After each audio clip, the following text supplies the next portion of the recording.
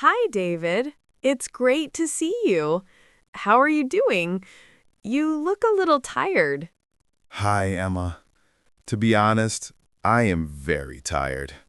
I'm not sleeping very well these days. Oh, I'm sorry to hear that. Is everything okay? Is it work or something else? It's not work. It's my new roommate, Mark. I'm having a big problem with him. A problem? But when he moved in last month, you said he was really nice and friendly. He is a nice person.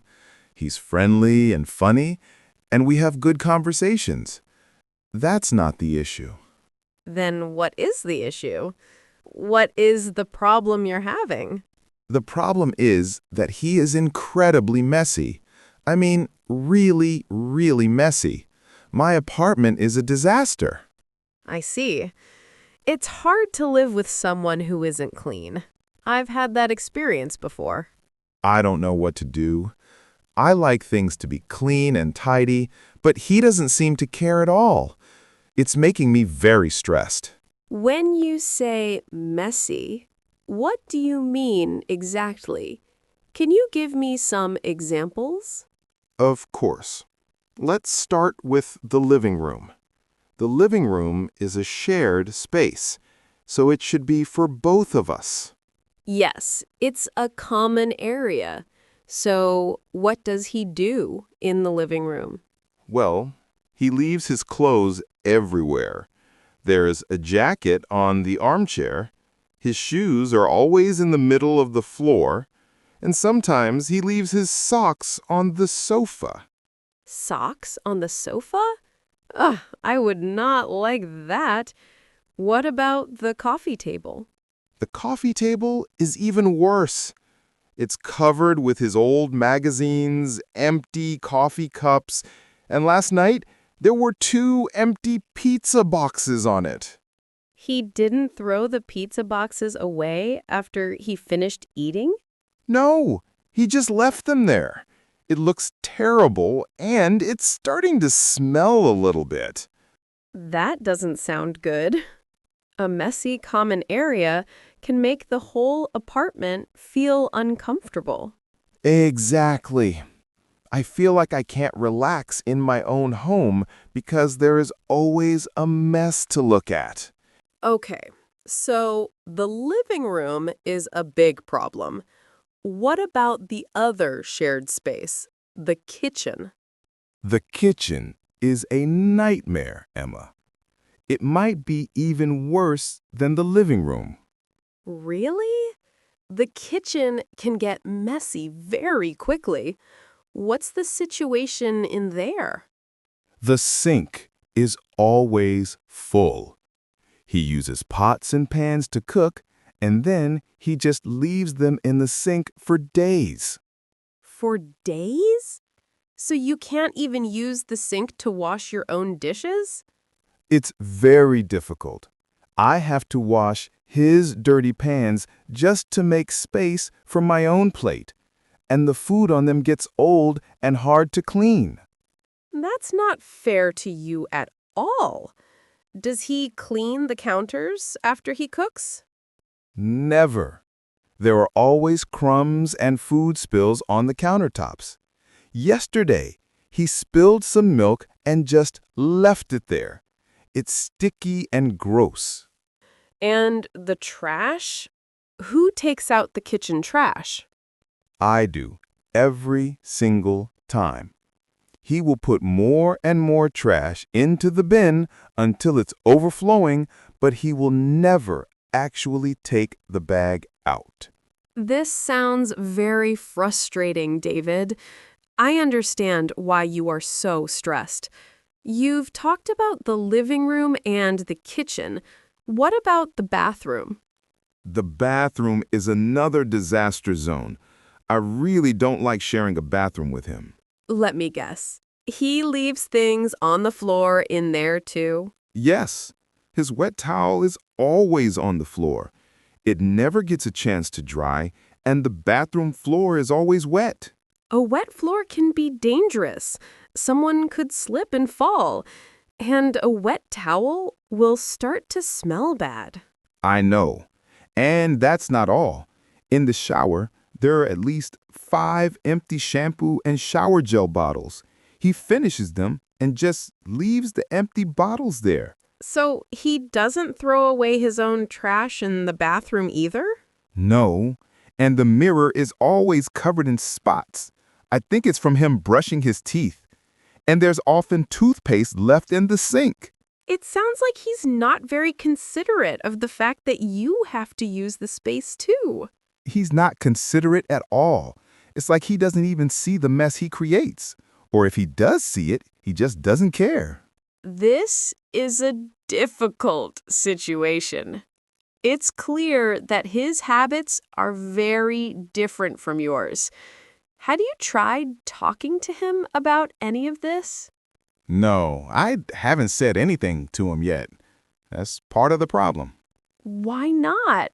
He can't fix the problem if he doesn't know that it is a problem for you. I know you're right, but I don't know how to start the conversation. I feel very awkward. What are you worried about? What do you think will happen if you talk to him? I'm worried he will get angry or defensive. I don't want to start a big argument. We have to live together, so I don't want there to be tension between us. That's a valid concern. Nobody likes conflict. But sometimes a difficult conversation is necessary to solve a problem. Maybe. I just keep hoping that he will notice the mess and clean it up himself, but he never does. People who are messy often don't see the mess in the same way that tidy people do. He probably won't change unless you say something directly. So I have to talk to him. I just need to figure out the right way to do it without causing a fight. Exactly. The way you approach the conversation is very important. You need to have a plan. A plan? What kind of plan? Should I make a list of everything he does wrong? No, that's probably not the best idea. A long list might make him feel like you are attacking him. Okay, so what should I do? How do I start? First, choose a good time to talk. Don't try to talk to him when you are feeling angry or frustrated. Wait until you are calm. That's good advice. If I talk when I'm angry, I will probably just start yelling. Right. And choose a time when you are both free and not in a hurry. Maybe on a weekend afternoon. Then, when you talk, try to use I statements. What is an I statement? I've never heard of that. It's a way of talking about your feelings without blaming the other person. For example, instead of saying, "You always leave your dirty dishes in the sink," you can say, "I feel stressed when the sink is full of dishes because I don't have a place to wash mine." Ah, I see. So I talk about how the mess affects me instead of just telling him that he is messy. Exactly. It makes the conversation about finding a solution together, not just about blaming him for a problem. Okay, so I should talk to him when I'm calm, and I should use I statements. That makes sense. But what is the solution? What should I ask him to do? You can't just expect him to become a perfectly tidy person overnight. It might be helpful to suggest a system that you can both follow. What kind of system? You could suggest creating a cleaning schedule, sometimes called a chore chart. It makes it very clear who is responsible for what and when. A cleaning schedule, like David cleans the bathroom this week and Mark cleans it next week. Yes, something like that. You can divide up the weekly chores. For example, one person is responsible for taking out all the trash for the week. The other person is responsible for wiping down the kitchen counters every evening. I like that idea. It makes things fair and equal. There would be no confusion about whose turn it is to do something. Exactly. You can write it down and put it on the refrigerator. You can list the tasks, like vacuuming the living room, cleaning the kitchen floor, and cleaning the bathroom mirror. So we would both know what needs to be done each week. It's a very practical solution. It is. Having a clear plan can really help prevent arguments about cleaning in the future. Along with the cleaning schedule, it might also be a good idea to agree on some basic house rules for daily life. House rules? You mean like things we should both do every day, not just on cleaning day? Precisely. The schedule is for bigger, weekly tasks. The house rules are for small, daily habits that can make a huge difference. What kind of rules are you thinking of? Can you give me an example? A very common one is a rule for dishes. You could agree that all dishes must be washed within 24 hours of being used, or, even better, you wash them right after you eat. Oh, a rule like that would solve my biggest problem with the kitchen sink. That's a fantastic idea. Another good rule could be about personal belongings in common areas. For example, you can agree that clothes, shoes, and bags should be kept in your own bedrooms, not left in the living room. Yes, that would keep the sofa and the floor clear. I would feel much more relaxed. The important thing is that you create these rules together.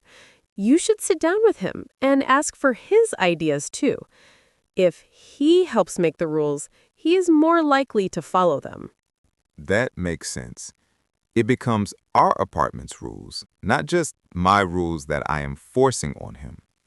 Yes, it's about creating a shared environment where you both feel respected and comfortable.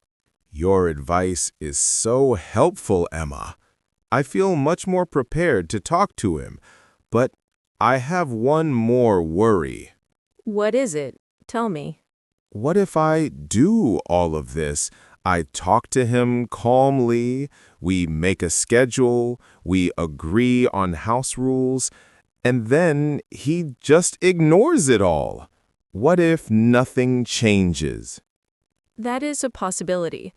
Changing habits is hard.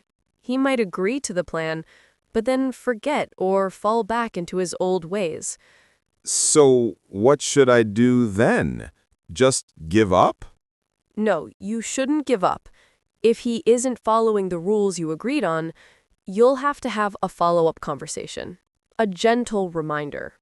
So I would have to talk to him again? What would I say? You could say something like, "Hey Mark, I noticed the dishes have been in the sink for a couple of days. Remember we agreed to wash them right away? It would really help me out." So a friendly reminder, not an angry one. And what if even that doesn't work? What if he just never changes? Well, that would be the worst-case scenario.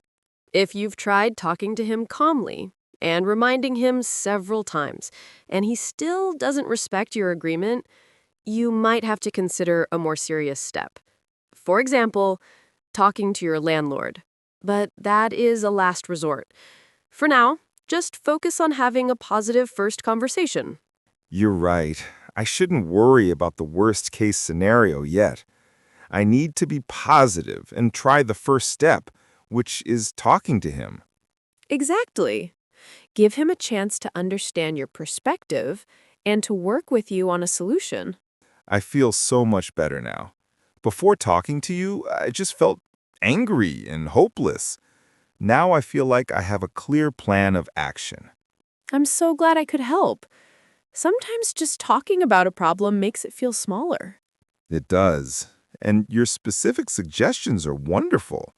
The I statements, the cleaning schedule, and the house rules are all concrete things I can try. You can do it, David. Just remember to stay calm and focus on the goal, which is to create a home where you can both live happily. I will. I'm going to try to talk to him tonight when he gets home from work. It's a good time. We should both be relaxed. That sounds like a perfect plan. Let me know how it goes, okay? I'm hoping for the best for you. Thank you so much, Emma. I really appreciate you listening and giving me such great advice. Of course. That's what friends are for. Good luck tonight.